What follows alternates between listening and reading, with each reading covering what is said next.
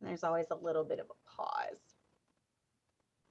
So hopefully there won't be much feedback. Okay, here we go. We should be live. All right, so I paused that. I'm going to go share it real quick. All right. So people can see us. I want to get this out. All right, send message. Yes, send it. Then I'm also going to pull this up so I can see the chat. Perfect.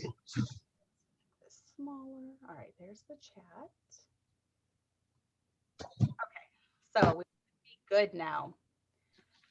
All right, let me make sure it's popping up. It says for watching. Oh, good, Holly. There's Holly. Holly's watching. I am too, Holly. I'm very excited. Awesome. Okay, so I'm glad you guys are here. Everything's working, it looks like. So we got people joining. So welcome, welcome. We have here a very special guest, and we have Mrs. Joyce Murphy. You want to say hi? Hi. So I am excited about tonight.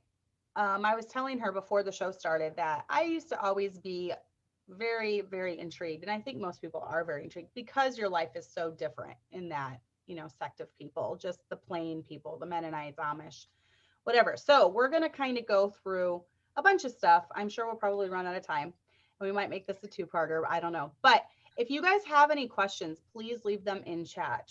I'm going to try to keep up with it. She's going to try to keep up with it. And we're going to try to answer any questions that you might have, you know, regarding her life growing up. But real quick, you are how old right now? I'm 25. Okay. And how long since you left all that behind? So a year and a half. It was 2020, end of February in 2020. Okay. So not yeah. No, not long enough. And look where I am now. I know. It's crazy. We're going into all that. It's awesome. I'm so happy for you. So let's start right at the beginning. Okay. You kind of want to describe Mennonites, Amish, the plain people, you know, just kind of go over roughly what they are, what they Yeah.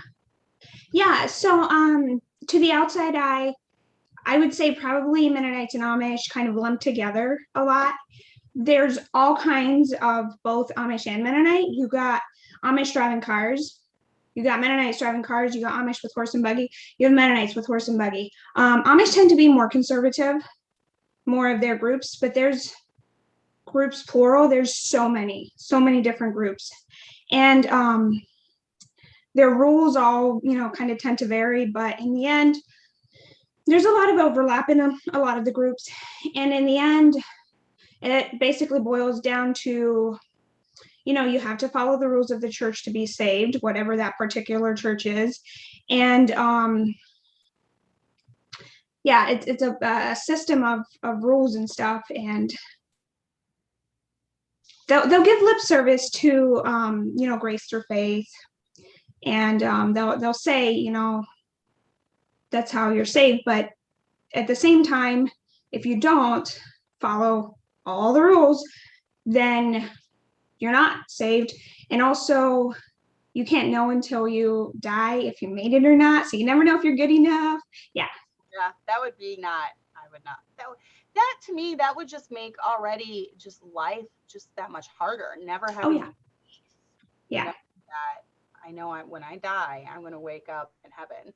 Yeah. That's really tough. Now, I've done a little bit of study with the Mennonite and the Amish. Aren't they kind of a breakoff or a sect from Anabaptists? Yeah. That's another word that they would use. From back in the, 1600s, where that kind of started. And so the Mennonites were first. Menno Simons was first. Originally, they actually said that they don't want to be called after Menno's name. They wanted to be called Christian Gefolgner, which means followers of Christ. But people just called them Mennonites because it was easier for non-German speakers to pronounce. Right. And over the years, that became accepted. And now for a church to say, you know what, we're going to call ourselves followers of Christ because we're not following Menno, that would now be taboo. Yeah. You would be seen as you're losing it. Right. There's a lot of pride. The funny thing is because, they're the plain people, right? They're so humble, but there's a lot of pride in how well we stick to the traditions, right? So the group I came from was actually considered the original Mennonites to some people, because we were very conservative, no electricity, no phones, we had horse and buggy, and we dressed very conservatively. The flowers, if we had prints on our dresses, they had to be super tiny and things like that. So there was a lot of pride knowing that our church has not changed much at all for 200 years, And yet they're the most humble people, right? No, I've told you about just even some of my my interactions with them.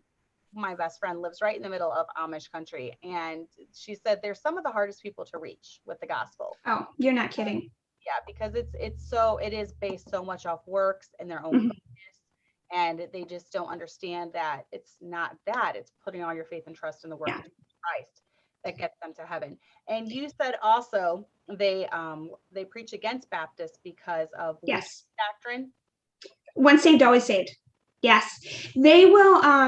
They'll drone on and on every time they have church, which is every 2 weeks instead of every week, just because that's the tradition.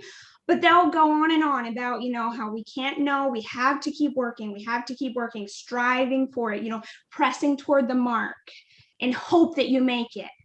And really, a lot of they would say that to say that you're saved is prideful. Mm-hmm. The more unsure you are, the more likely you're going to heaven. Oh, because you're more humble. Mm-hmm. They don't see that we know we're going to heaven not because of what we did, right? They see it as, oh, you're so righteous, you're going. Yeah, and that's actually the attitude that a lot of lost people in the world even have, even in the Amish faith or whatever. So you don't think there's anything cute, quaint, or simple about the plain people? No.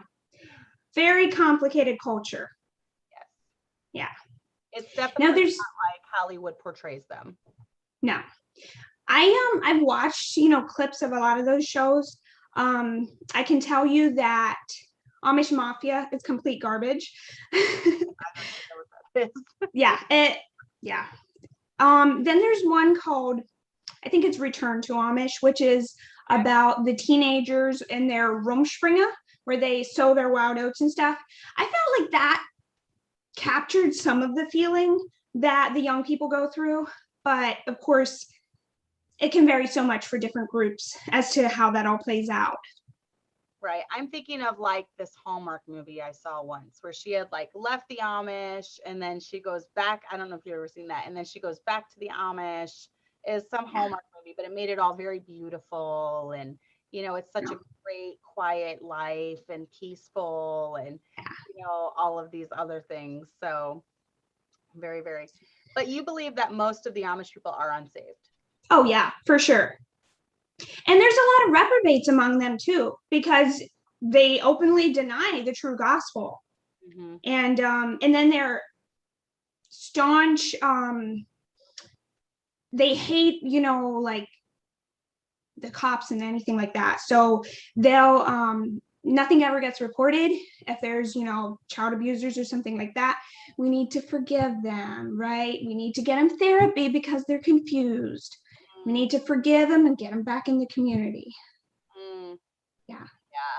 I remember I had read an Amish book kind of back when I was fascinated, but it was an autobiography of someone that grew up Amish and then left. And she was very frank in there about the sexual abuse that had gone on in her home amongst her brothers, I believe. And I was just completely shocked because I'm like, what? They're so innocent. How do they even know of how, because they don't have TV and they're not reading these books, which shows that it is a matter of the heart, and it doesn't matter what environment you're in. If you're, if you have a wicked heart and you have a wicked mind, you want to get a hold of this stuff, you're going to get a hold of it. And also, I think part of it is they're so suppressed that it makes them, they over focus. I know when I was I went through a period of, OCD, and I was so focused on, I had to think the right thoughts. And the more you try not to think about something, you're going to think about it. The pink elephant, right? Exactly. So let's go over your life growing up, this first part of this outline that we put together. So let's see your phone. You already said horse and buggy. What was your home life like? And you can tell as much or as little as you want. Yeah. Well, I won't get into too much detail, but I would say kind of chaotic. My mom was sick a lot. So my dad was super busy. We had a tobacco farm, no tractors, so we had Belgians. I have a lot of great memories. I mean, a horse farm is a fun place to grow up, right? Lots of hard work. But both of my parents my dad was very busy. My mom was sick a lot. So I learned how to be pretty independent from I'd say a pretty young age. And I did my own thinking. I was a pretty sensitive child, and I don't necessarily mean that in like a positive way. I did a lot of thinking, a lot of deep thinking. I know I thought about religious things a lot. I was probably about 5 or something when I first asked my mom, how can you be sure you go to heaven? How can you be sure you don't go to hell? And she just kind of looked at me and she was like, well, you have to please God and you have to do what the church says. And I was like, that's way too big for a kid to understand, right? So I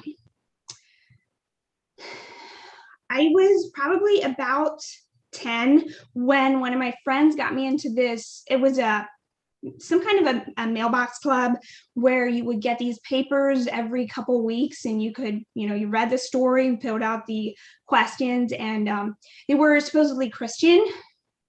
And I kept the papers over the years, and I actually just recently found them again, and I read them, and no, they're not saved. These people don't have the right gospel. But the one paper asked the question, when did you ask Jesus to come into your heart, or something like that? And I was like, oh, I can't say I haven't done it, right? So I recited this little prayer that they had, and I'm like, oh, now I'm a Christian, now I can't sin anymore. Okay, now I have to be perfect. Essentially, those were my thoughts, right? And it was around that time that I developed OCD, scrupulosity, or some people call it religious OCD, where, I had to follow these rituals. I had to read so much of the Bible. I had to pray the Lord's Prayer every morning. And I had these parts I had to add on to it. I mean, if you're adding on to the Lord's Prayer, it's pretty serious. So, I had these little rituals I had to follow, and I had to obey my parents just perfectly. I had to obey my teacher perfectly. It took me forever to do my schoolwork because my handwriting had to be perfect. So I was pretty miserable. It was intense. I honestly just had this conversation with a couple friends. I said, there were times I wished I had been a miscarriage because the pressure was so intense. I was like, but babies just get a free ride to heaven. This isn't fair. Oh, that's so sad to put all that pressure that you had on yourself. Yeah. Oh, that's not good at all. So it kind of grew out of it. I know that's how OCD can work sometimes. People develop it as a kid, and then they kind of grow out of it. And so it kind of eased off. Sometimes it'd come back, and kind of came and went. By the time I was 16, I just wanted to be cool and fit in with my friends. So I just kind of gave up. In the back of my mind, I was thinking, I can always repent later. Please, God, don't let me die before I make things right. And so I was pretty rebellious for a while. At least I thought I was, right? And looking back now, it's like, well, you could have gotten yourself into some really bad situations where you would have had worse consequences. But in my heart, I was very rebellious toward my parents. And I got into drinking and just very miserable. I was very miserable. And I thought, well, I'll join the church, I'll come to God. Those were the words I would have used. I needed to be born again, which the Mennonites use that term. They don't usually use saved. Okay. you're born again and then you're a new creature. Okay. But they don't use the word saved as much. Oh, so I joined the church. Oh, sorry. Which Bible did you use growing up? Did you read? So yeah, we had the King James.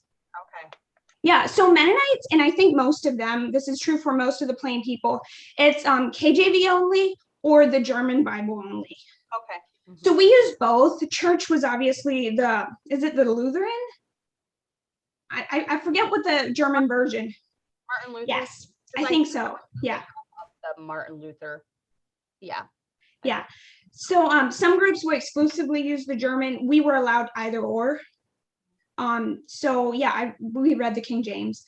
And so I decided I was going to join church, right? And I, got rid of my forbidden items. I had a cell phone back then, and kind of got my stuff in order. And I went to all the classes that you have to go to, like 6 classes before you're baptized. And then when you're on your knees to be baptized, they do the sprinkling. They don't submerge. You have to vow that you will be faithful to the church your entire life. Yep. And they actually hold those vows to a higher standard than marriage vows. Wow. Yeah. Yeah. But I was like, well, I have to do something. My life is such a mess. I have to do something. So I joined church, and interestingly enough, it didn't really help my relationship with my parents. I was very headstrong, very strong-willed, and things were just pretty bad. So I was baptized shortly before my 18th birthday. Things went on until I was 20. And it was just getting really bad. And I felt like I couldn't live in that situation anymore, even though I take responsibility for having made things a lot worse. I did not honor my parents, that's for sure. So anyway, I reached out to the deacon's wife. And in Mennonites, the deacons are kind of the ones responsible for discipline.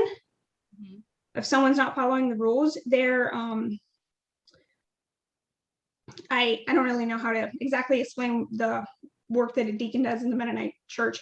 It's a little different from what a Baptist deacon would do of a church. But so I started writing the deacon's wife, and I was like, this is what's going on. I don't know what to do. And she agreed that it would be better for me to live somewhere else, but she didn't really know like where to tell me to go. She's like, well, we'll pray about it. We'll see what happens, right? While I was writing her about that situation, I was also asking her questions, because at this point, I wasn't one of those people who just accepts what somebody tells me. Like, I want to know what's going on. I want to know why we believe this and why we're doing that. And unfortunately, in the Mennonites, that is not okay. Right. Just accept it. Just take the vaccine, right? Right. The group I was from was not one way or the other about vaccinations. That was your personal choice. But really, yeah. But it just makes me think of it when I hear people saying, "Don't question it, just go with it." It's like, been there and I didn't like it. So that's like one of your triggering phrases. Yeah. Just yeah. So I would ask her questions, and she would just be like, well, I don't really know why we do it this way. It's always been done that way. I've never questioned it. And I'm like, you're the deacon's wife and you don't know why? Right. Like, that was a problem for me, kind of. But I just tried to like ignore it and just focus on creating a life I could live, or that I enjoyed living. And then February of 2016, I had just turned 21. I got a letter from the Maryland, like same conference, same rules and everything, just a different location, asking me to teach at their school, grades 4 to 8. And I was a little bit hesitant, but I ended up saying yes, because I was like, I'll move, I'll get to live in a different place. And things, honestly, at the beginning, things seemed to fall together so perfectly. I went down there to visit, and it just happened that this couple had an extra single wide trailer on their property, and it had just gotten empty, like the people had just moved out. And they're like, yeah, we'll let you have it for dirt cheap. I was paying less than $200 for rent. Wow. No electricity and no indoor bathroom. It did have a shower, but yeah, there was the outhouse situation. So I moved in, and it seemed so perfect at first, right? Things went pretty well until about halfway through the school term. Now in Maryland, this is what I was told, and I'm not sure it's true, but I was told that Mennonite teachers in Maryland are not mandated reporters. Okay. In Pennsylvania, Mennonite teachers are. Okay. So in the summer before I started teaching, I had taken the classes. I was like, well, I might as well take it, might as well know what I'm looking for if a child's being abused. And I started seeing these signs, and I'm like, I think something's wrong. Just a couple of the kids. So I spoke to the chairman of the school board. And again, I hadn't witnessed anything. I had no proof. It was just a gut feeling, something's off. Right. So he was like, okay, we'll look into it. He did some investigating and found out that, yes, some of the kids were involved in some inappropriate things. I don't know that there were any actual adults involved, but definitely things going on that shouldn't have been. Mm-hmm. So I was obviously devastated, right? And he comes back to me and he says, we'll take care of it. Don't tell anyone about it. As in, he meant don't report it to anyone, like the cops or anything. Right. He said, consider this an order. Mm-hmm. In the classes that we took, you learn that people who do speak up about this thing, this kind of thing, are often blamed. Mm. Because if you would have kept your mouth shut, we wouldn't have to deal with this. Right. Yep. That actually happens across the board, even in Baptist churches sometimes too. Yeah. So very shortly around that time, I began to get these very vague and subtle accusations just about, they weren't quite happy with what I was doing. Interesting thing is, I've never had a parent of the school kids come to me. Only the school board ever complained about anything. I only got positive feedback from the parents. Mm-hmm. But they would be like, you're not disciplining well enough. I'm like, okay, so can you tell me where I need to, what situation? I was very lost because I felt like whenever I was aware of something, I would deal with it. I'm not the kind of person who would just nag about it and let it slide. If I have an issue, and I mean anything, I want to take steps to deal with it, right? I don't like letting things slide. Right. So they would never really answer me. They'd just be like, well, we don't want to, go through a whole list and be nitpicking and everything. And I'm like, please do. I really wish they would just be completely open with me. But they just wouldn't let me pin them down on anything. So this was right around the time where, we had discovered what was going on with the kids, and I felt like they were hiding things from me, the school board. And I got pretty depressed. And it was also February where, the winter blues always hit. Yes. Yeah. So I took a couple of days off, a week or something like that. They were fine with it. They were like, yeah, just chill, take some time to relax and feel better. And that gave them a little foothold where now they had something against me that they could use. Right. So from then on, I feel like I was the crazy one and I had mental issues. So that kind of invalidated anything I said or whatever. And And I want to mention again, it's because you pointed out abuse that was going on, or you pointed out Yes. not Yes. even necessarily abuse, but something that was going on that shouldn't have been. Which Right.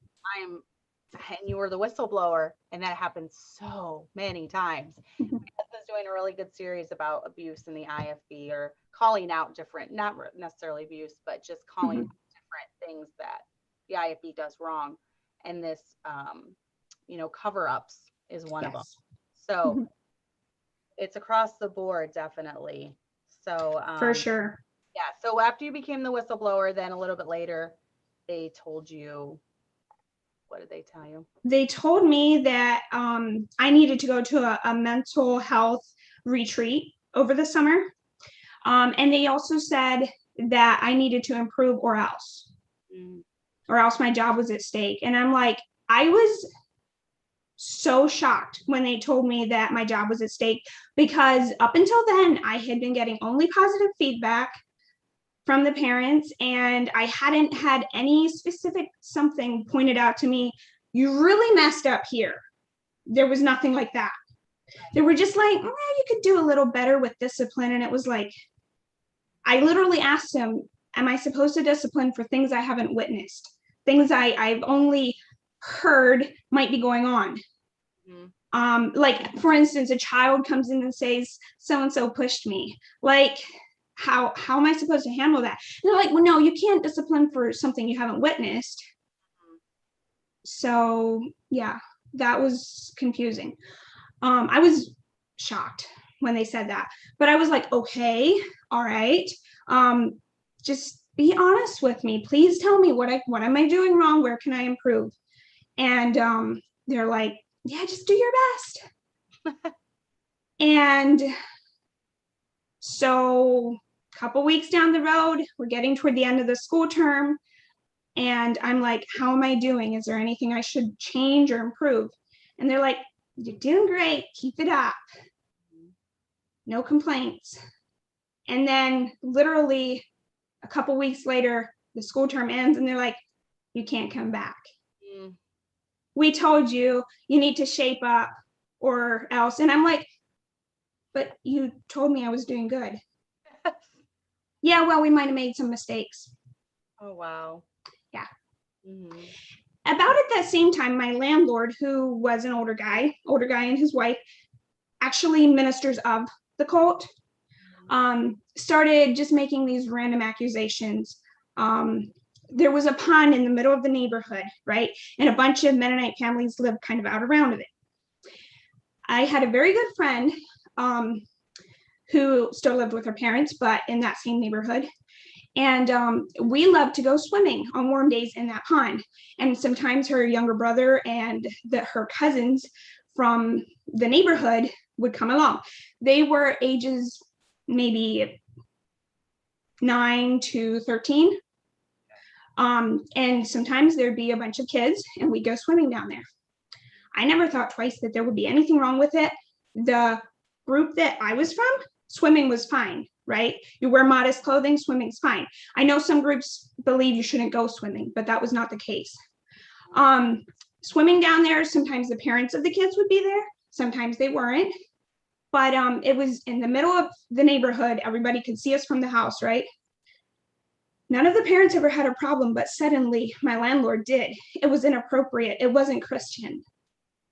And then we went on a field trip, and I was supervising the kids, the boys specifically, because they had just gotten into some trouble, and I wasn't quite sure I trusted them. You know, those are the days where they act up, right? So I was making sure to keep an eye on the guys, and he was like, that was not okay. And I asked one of the parents of one of those boys, I'm like, did anybody else have a problem with that? He's like, no, you're the teacher. It's your job. Yeah. Right.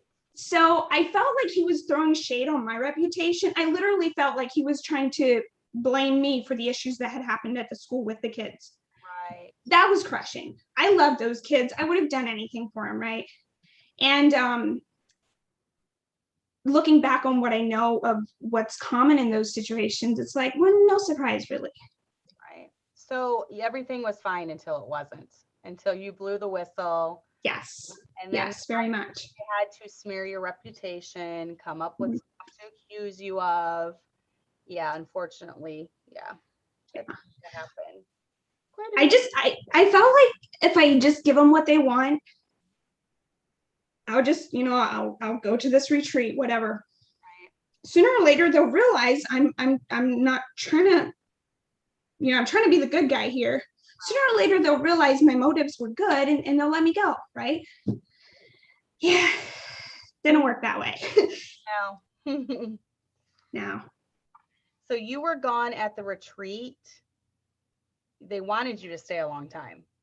Yeah. So, this was a mental health retreat, correct? Yes. I was told that the full course of what the pattern of like sessions or lessons or whatever usually takes a full 5 weeks to complete.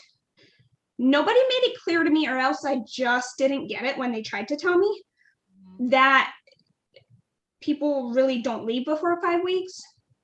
So I was confused about that, right? However, they were already planning. They knew they were going to keep me for about 12 weeks. Wow. Yeah. So like 3 months, the whole summer. That's what they were planning, but they didn't tell me. Mm-hmm. I'm sure they knew if they told me that, I wouldn't go and I wouldn't have. Mm-hmm. So I tell my friends and everybody, I'm traveling. I'm going to be gone for a couple weeks. I didn't put a specific number on it because I didn't know for sure. Yeah, later, you're lying. They were going to keep you for 12 weeks. But nobody told me that. Well, yeah, but you're lying. You concealed that. I didn't know it. No, but you lied. Wow.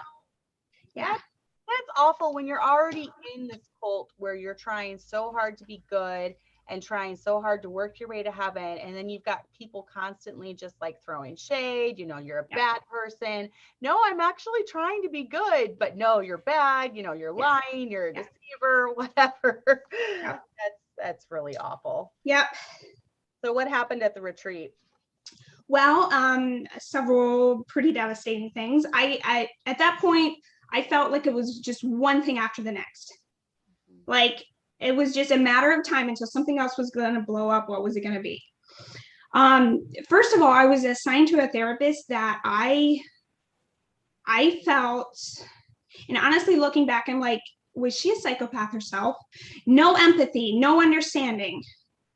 Everything I would share with her to try to, be a willing participant in this, retreat thing, was just more of a reason of how messed up I am and why everything was my fault and why these people were right to fire me and all that. And she told me that I think you think you're better than other people. I feel like your relationships are really shallow and you're exaggerating. I wrote a letter to one of my friends and they would read all our mail before it went out. And I wrote, I miss you so much. And she's like, you see how you wrote this here? That's like being really, really exaggerating things. Okay. I'm like, she wrote it to me. You didn't read her letter. She wrote it first. And then I wrote it to her too. And I'm the bad one. Wow. Yeah. So anyway, finally, I was just like, I don't feel safe sharing with you. I used the skills they taught us back at her and made her so mad. So I was like, I don't feel comfortable sharing with you. Right. I'm sorry. And she goes, sorry for what? And at that point, I just stopped talking completely. And I was just like, no way I'm going to win anything here, right? And I talked to some of the leaders at that place, and they did allow me to change to a new therapist. And I have heard since through the grapevine, she's mysteriously not working there anymore. So that was interesting. It's funny that it all came back around. Yeah. Back around. But I did feel like the ministry or whatever may have given her a heads up. This girl's like pretty headstrong. You need to break her. Right. I found since that's not uncommon. They'll do that. just tell you how mentally messed up you are until you finally believe them. Right. And really do have a breakdown. And then, okay, now we can manipulate you into doing what we want you to do. Right. So I had been there for maybe about 6 weeks when I was like, I need to go home. I have been gone for so long. I don't have a job. I feel like I'm bleeding money. I was still paying rent. And I just want to go back to my little house. Yeah. And I thought, if I'm the good person, I'm the good Christian, and I do everything right, I should be able to patch up my relationship with the landlord. As two Christians, we should, be able to make this work. So I'm talking to my parents, I really want to go home. And they're trying to set that up. And then the next day, my dad comes, and I can tell it's really hard for him to talk. And he doesn't want to be saying what he's saying, but he's like, the ministry wants you to stay there and complete the course until the retreat people are ready to send you home. He said, we can't come get you. He said, they need you, they want you to finish that there. And then I was also supposed to go to Pennsylvania, live there for about a year, and get some very specific therapy at this particular place. And I asked, can I get the therapy somewhere in Maryland? Because I know there's mental health facilities in Maryland too. And they're like, no, it has to be at this particular place. So that was a blow. I loved living in Maryland. I loved the state. I loved the little house I had. It was set back in the trees, pine trees. I love the woods, always have. And it was beautiful. I really loved it. Kind of felt like I was playing house sometimes. And so fine, whatever. I'll go to Pennsylvania, give them what they want, and then they have to let me go, right? So I did that. I moved to Pennsylvania, got a job, and I started going to this therapy every week, right? And how old were you at this time? I was 22. That would have been. You're a fully functioning adult, but your life is pretty much not your own. Yes, exactly. I also had to have a support group, which in the Mennonite world is usually 3 couples, married couples from the church. And you meet with them, and basically they kind of help you run your life, make sure you're doing what you're supposed to be doing. So that was happening. I was going to see my therapist once a week, and there were group sessions as well. So I was meeting a lot of new people. And during this time, I made a friend who was saved. And we got into some really crazy arguments. The friend was not living a good life and was very honest about that. But part of me was like, well, see, if you believe in that, then you get to go out drinking and whatever, Right. So I was pretty confused during that time, but I kind of started to see as we had these conversations that the answers I gave didn't make sense. And the other argument actually matched what the Bible said. So I was kind of starting to doubt, plus all the crazy stuff that was going on was like, yeah, this isn't matching up. Things aren't making sense anymore. So where was I? You were talking about how you were arguing with your friends, about, and you realized the things that you were saying didn't make sense. Right. You thought if you could try your best all your life, and accidentally. Yes, that was one thing that really kind of I couldn't get past was, according to Mennonite belief, you can do your best your whole life. You can be basically perfect, right? And on your deathbed, you do a sin, you don't repent of it, you go to hell. Wow. And you might not even realize. You think you did your best. But somewhere back there's a sin that you committed that still condemns you to hell, right? I'm like, if you can do your best your whole life and accidentally go to hell, then God isn't just. And I couldn't quite get past that. That didn't really make sense to me.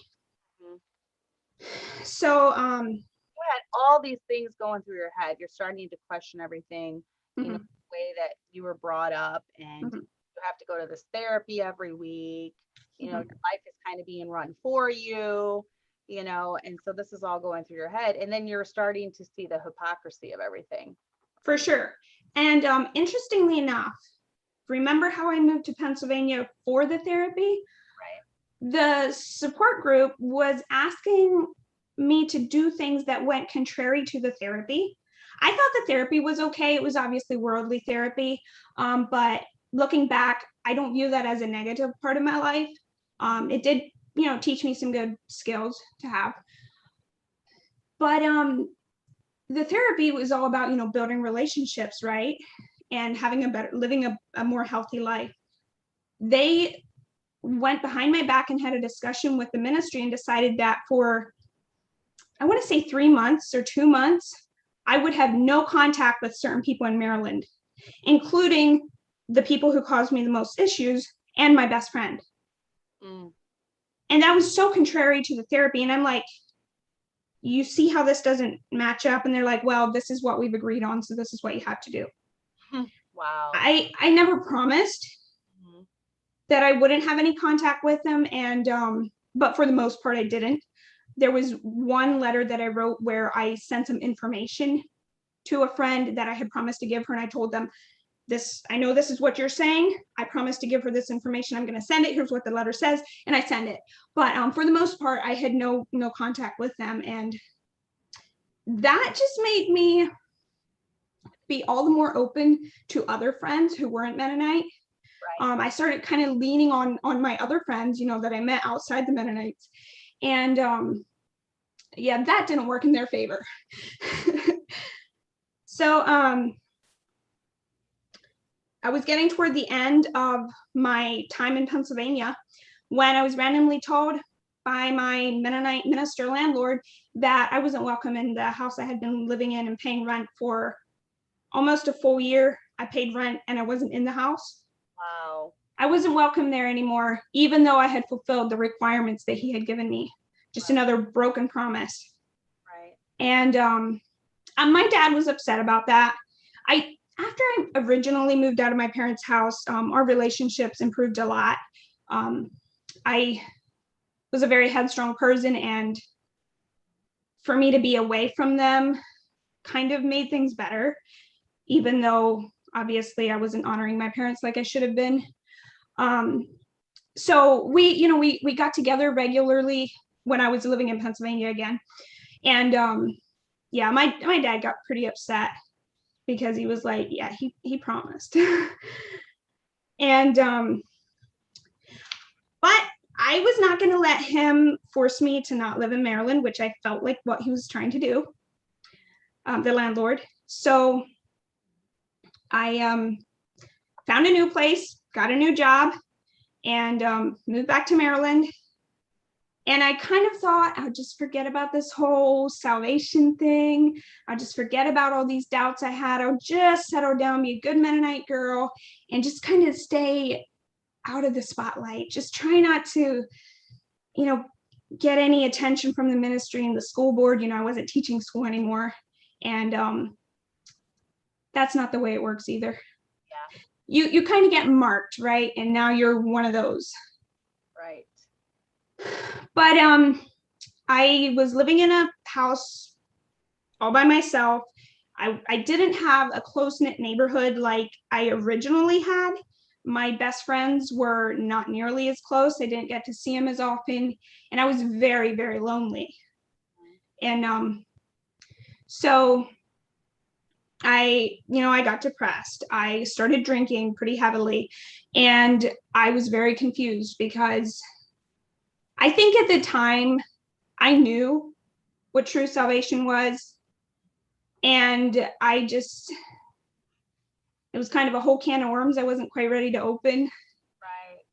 But things got pretty bad as far as my depression. I just felt, didn't feel good at all.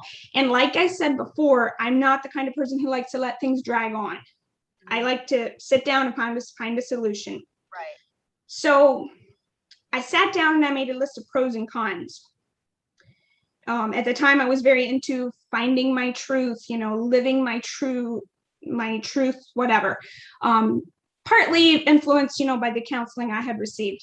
And I made this list, and I realized the pros to staying Mennonite were that I wouldn't offend people. I didn't, if I left, I would cause a whole, if everybody would start talking, I didn't want to rock the boat, and I knew it would hurt my friends and my family, and I knew I'd be shunned. So that was my reason for not leaving. And I was like, I can't live like that. That's hypocrisy. And I won't live like that. So I knew I was going to leave, but I wasn't sure how. And I knew just how crazy things could get once people found out. So I wanted to keep it all a secret until I had my plans laid, and then just leave. But I wasn't saved at the time. Yeah, and you really began to see, I think the pieces were falling in place as far as just seeing how the Mennonite leaders were manipulating you, controlling your life, how deceptive that they were. And this like literally stems from the one incident at the school where you were the whistleblower, where you brought to their attention. That's insane.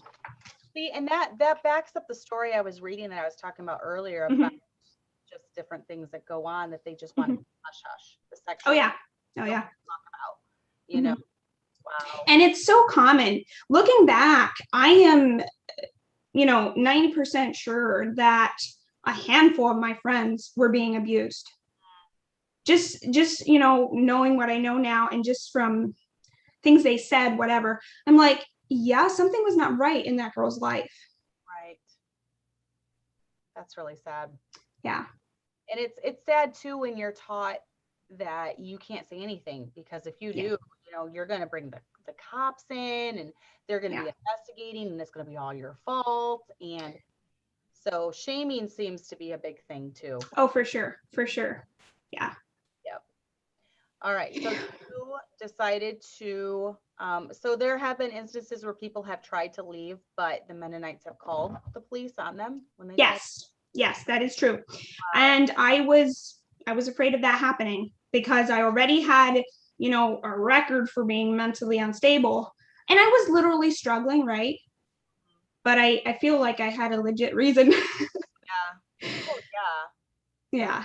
So I already kind of had that label, and I was afraid they would try that on me, because I do know a grown man who decided he was going to leave, and he's literally going down the road. He's leaving, and they call the cops and tell him he is a threat to himself and others. He's mentally unstable. And just like that, he's in a mental hospital. He's drugged up. And as far as I know, he never did make it out. Oh. Yeah. That's wow. Yeah. Because when they get you to rock bottom, right? They drug you up, they convince you how messed up you are, and then they just kind of do your thinking for you. Right. Wow. Yeah. And I do know that when someone claims that someone is mentally unstable, the police have to take that. They have to take that seriously. Yeah. In case he ends up hurting someone or hurting himself, or they have to do something about that. So that's actually a very sneaky tactic. Yeah.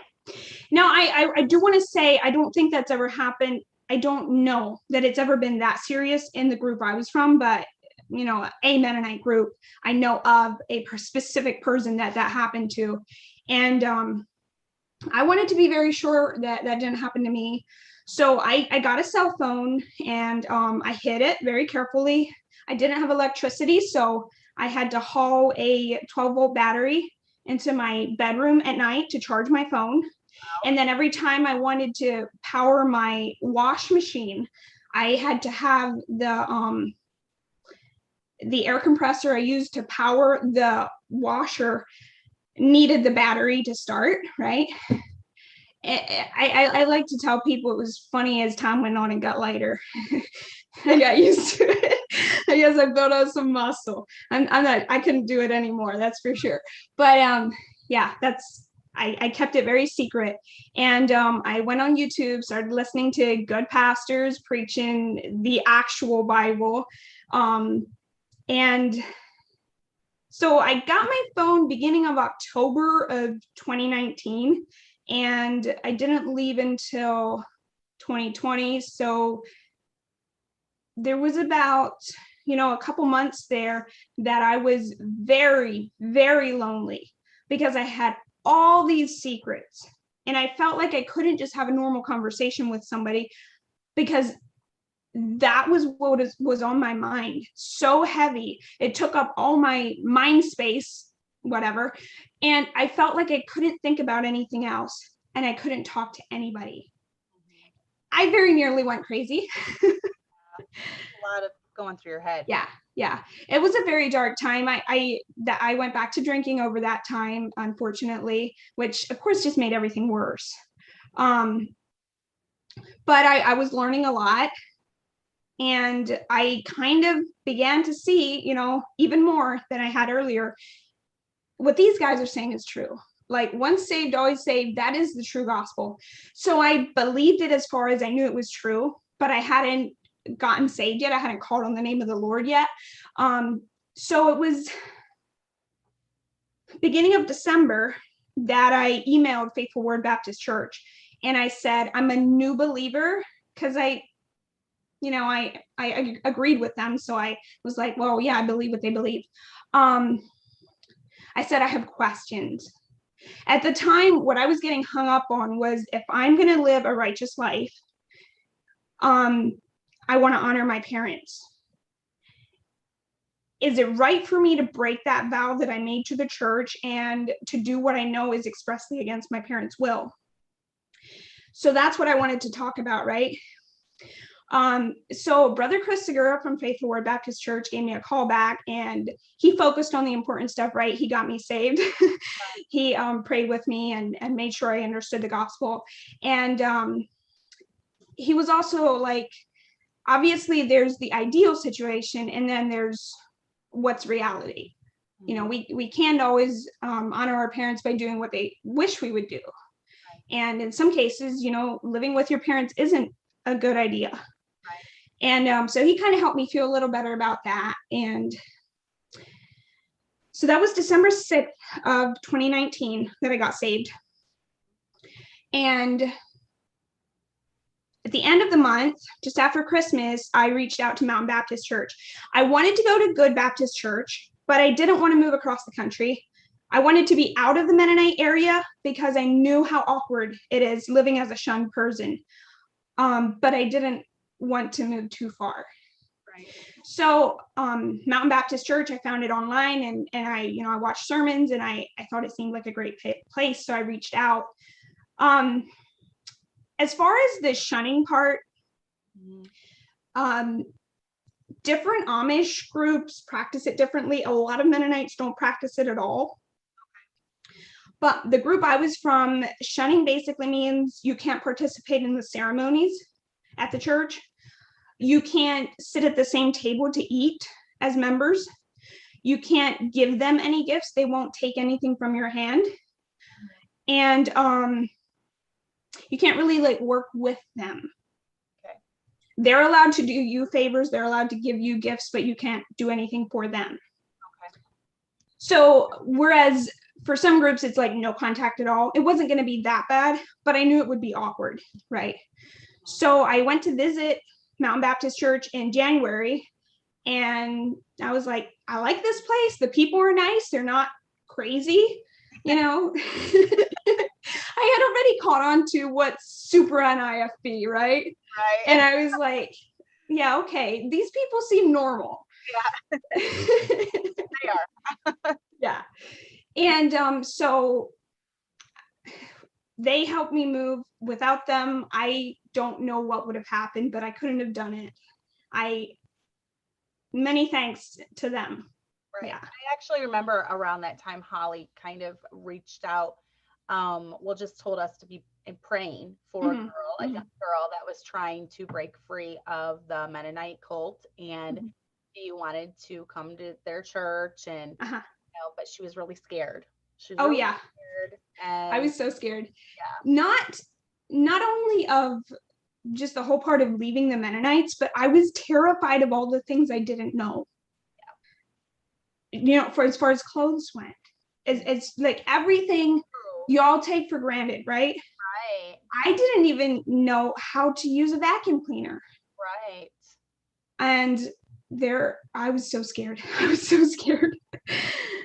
But yeah, I moved, and I would definitely say there was a major culture shock.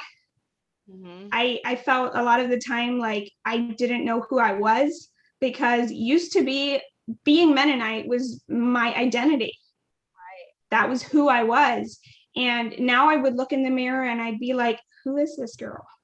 Mm-hmm. I don't know who I am. And I was also used to being very, very social, as far as the youth have things going on every Sunday night. They get together. I would see, I'd be invited over to people's houses all the time, and you show up uninvited, and that's okay in the Mennonite culture. And it was so different, because I didn't know anybody. They were very nice to me, but there wasn't that history that you have with a good friend. Right. And I was extremely lonely. And then COVID hit, right? And things got complicated. And I was very, very depressed. I was in a super dark place. I would say almost even worse than when all the other chaos was going on and they were shipping me from here to there. Because now I had time to kind of settle, slow down, and like realize what all just went down. And it was a super dark time. I had quit drinking, which was a big help, but I was very extremely lonely. And I know there was a time where I was just like, I can't do this. I can't do this anymore. I said that to one of my friends, and she's like, oh, are you thinking of moving back? Will they accept you? I'm like, no. I didn't tell her. I'm in life. I was in a very dark place. And I made my plans and everything. I was like, nobody's really going to miss me. The Mennonites, they've shunned me, and these people here are great, but they don't have that history with me. Right. But I couldn't. I just couldn't. So I'm glad. Yeah, right. Right. I remember one friend said to me that one day you're going to have the best day of your life, and you're going to think to yourself, I wouldn't have missed this for anything. Mm-hmm. And at the time I couldn't really comprehend that, but it's been true many times since then. It's been very true. And yeah. It's only getting better, because yes, it's only getting better for you. Just wait. For sure. I had 8 of those best day of my life whenever they placed that baby on me. That's 8 of those times. So yeah. But you, how long? It's not long, because when did you meet your husband then? So I had left the Mennonites the end of February 2020, and we met the end of July 2020. Okay. Yeah. So during that time is when you kind of had, it was really just a pretty dark time until, I kind of started adjusting and things got a little better. And then I met him, right? So the story of how we met is kind of funny, but I don't know, we maybe don't have time to get into that. Oh, you can give us a bullet point. So he had friends in New York who were moving to Mountain Baptist Church. So he was currently, at that time, he was living in Texas. Okay. And he flies to New York to help them move. And then obviously they're in West Virginia getting settled, and they come to church. I happened to notice him across the room, and the thought just went through my mind, he looks like a church guy. So the couple's family had come to church, right? And they weren't church people, right? And I was like, that one looks like a church guy. I wonder if he's single, right? You think that. And then I forgot about it. And he didn't talk to me Sunday. Although I later found out that my friends had told him about me and he was going to. It just didn't work out. Tuesday night, we go soul winning. He's there. It starts pouring. We don't get to talk. Wednesday night, he's like, I'm going to introduce myself to this girl. He goes into the bathroom for like 30 seconds. In that time, the lady I had come with needed to leave. She's like, are you okay if we leave? I'm like, sure. Like, why not? Right. And he said he came back out and he was like, that was 30 seconds and they already left. So my husband is not into social media. He doesn't care if I'm on social media. He's fine with my Facebook and Instagram as long as I'm not getting into drama, right? Right. But he said, I can't help myself. He said, I just want to tell these people when they're wrong. So he just doesn't bother with it, right? So he had never had a Facebook or Instagram account in his life. So he creates a Facebook account and messages me. It's like, hey, I wanted to get to know you. And I'm like, oh. So we did things pretty fast. September, he went to PA so he could go to my sister's wedding with me. And we actually got engaged in Pennsylvania. Got married December 12th. Wow. And in January, we found out we're having a baby. Yep. So here we are. And how far along are you? I am just in my third trimester now. I am 28 weeks. Oh, very yes. Nice. Only 3 months. You're down to the 12-week count off. That's awesome. Yeah. So since you've gotten married, obviously, I mean, you guys were made for each other. Yes, that is not a question. I could never have like been okay with one of those people who's like rules with an iron fist, if you know what I mean. Not to say, yes.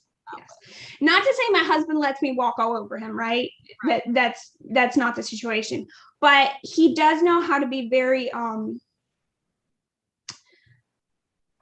gentle with it or whatever, like handle things delicately, because he knows just the way something's worded can be a trigger for me. A joke that is made in a way that's like gaslighting really bothers me. That's not a joke. We do joke a lot. We make fun of each other all the time. It's cool, right? But he knows, like he knows how to, handle my issues, if you want to say that. And honestly, we all have issues. Yeah, right. But obviously yours are going to be, especially when it comes to authority, and when it comes to even, and that's why I think Pastor Robinson is a great fit for you too, because that is his personality. Yes. He is, he's just tells it like it is, but he doesn't like beat you over the head with it. No, not at all. I think that's a great fit that you guys chose that church to go to. For sure. But for sure, looking, you can kind of see, and I feel like for the rest of your life, you're probably going to struggle with it. Yeah, I would definitely say that, although I've never since been to a therapist and like confirmed this, I would say I probably definitely have complex, what's the word? PTSD. Because just the way, certain phrases or, different things like that can just like, make me like panic. And I'll have nightmares, we're planning a trip to go to Pennsylvania. I'm going to be around Mennonites, and I start having these dreams and, people. And the thing is, when you have those nightmares, it's always worse than it was in real life. At least for me, it is, because they'll say things in the dreams that they only insinuated in real life. So, yeah. But I would say, things have been getting better as far as the PTSD. I'm not sure that I'll ever completely be rid of it, but things have gotten better. And my husband's so good for me. He listens to me, and we're very blunt with each other, very straightforward with each other. And that's something the Mennonites were lacking so much. There was all this, beating around the bush. You were just insinuating. You were going around behind people's backs and just whispering about you to other people. Yes, manipulating and just not being honest. And for us to be able to, be that way with each other, to be very honest, it helps so much. Mm-hmm. do you think that it's a good thing when pastors are very, instead of just saying, just, believe what I'm saying, Yeah. because believe what I'm saying. Do you feel like it's better for you coming out of that to actually be sat down and have shown, like from the Bible? Yeah. Yeah. And something that Pastor Robinson does all the time, and I love it, is he'll be like, here's what I think this is saying, right? Here's what the Bible says, and this is how I interpret it. If you don't agree with me, that's okay. Right. On a non-salvation issue, I think that's great, right? Yeah, I agree. Yep. Definitely. Growing up as a child, do you feel like, I don't know, tell me from the mind, because with me, now, are you the oldest? Do you have siblings? No, I am the third of 4 kids. Okay, so you're number 3 of 4 Mhm. kids. As the oldest, I was always kind of an overachiever growing up, and I had very high expectations for myself, even being the oldest. And I can imagine in a very religious home, all these, like you were talking about, the pressure of it all, Yeah. having to live up to. Now, are all your siblings still in the Mennonite? Yes, they are all members. Okay. Yes. I a lot of the pressure I put on myself as far as the OCD and all that. Right. I feel like I was more like the scapegoat kind of. I was the one who said what everyone was thinking. I was the one who wouldn't just go with the flow. And, people usually appreciate it if you just go with the flow. They don't like their little fantasy world being disrupted, for sure. Yeah. Yeah. So you kind of spoke the things that everyone was thinking. Yes. Yes. And I didn't usually sugarcoat it at all. I would so love just to make it worse. I want to meet you in real life. I think we would get along so great. I really, really do. That's awesome. I often listen to you talk and I'm like, yeah, I get that. Our personalities are similar, but it is hard, because while that a lot of that stuff is awful, what you went through, I do believe it all, all things work out together for good for those that love the Lord. Yes. Right. And it ultimately brought you to a place where you did get saved. Sure. For sure. So I've always believed this, even before I was saved, that those who want to know the truth will find the truth. I know I prayed for years, show me the truth. And toward the end, just before I got saved, I was like, Lord, show me if this is true in a way I can't mistake it. And I know that because I wanted to find the truth, I would have found it, even if I would have been at home and I would have, honored my parents and I would have been this, good little girl. I could have saved myself a lot of heartache. But because of how just strong-willed I am, it's almost like I had to go through that to come to a point where I was willing to humble myself and be like, yeah, I can't be good enough to go to heaven. Right. Right.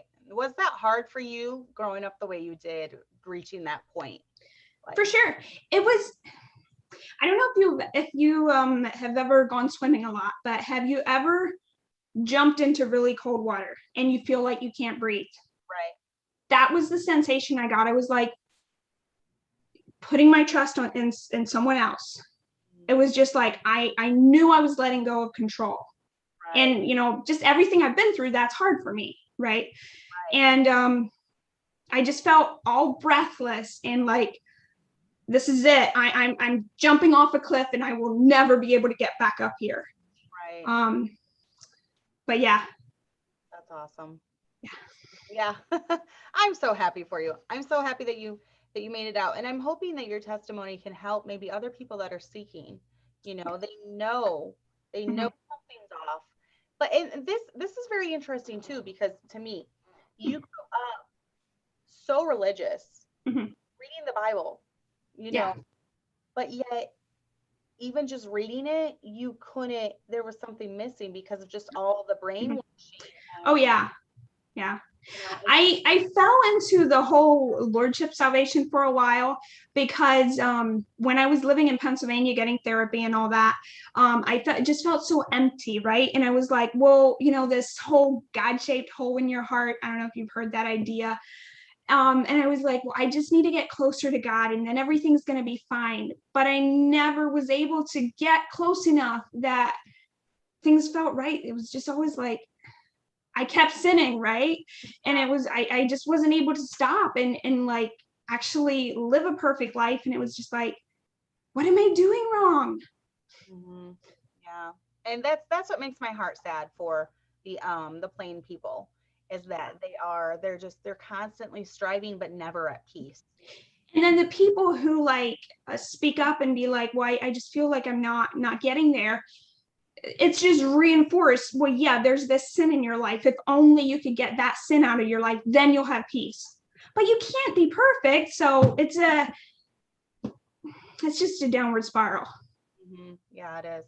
So your relationship with your parents now, do you have any much better? Much better? Yes, much better. We've been to Pennsylvania a couple of times. They actually came to spend a day here. They wouldn't be allowed to stay here overnight, and I can't cook for them when they're here. But Chris will, order pizza or something, and then it's his money. I don't even have a job, so they're okay with that. I would say, we're able to have fun and spend time together. We'll never be super close because of the whole church issue, unless they get saved. Right.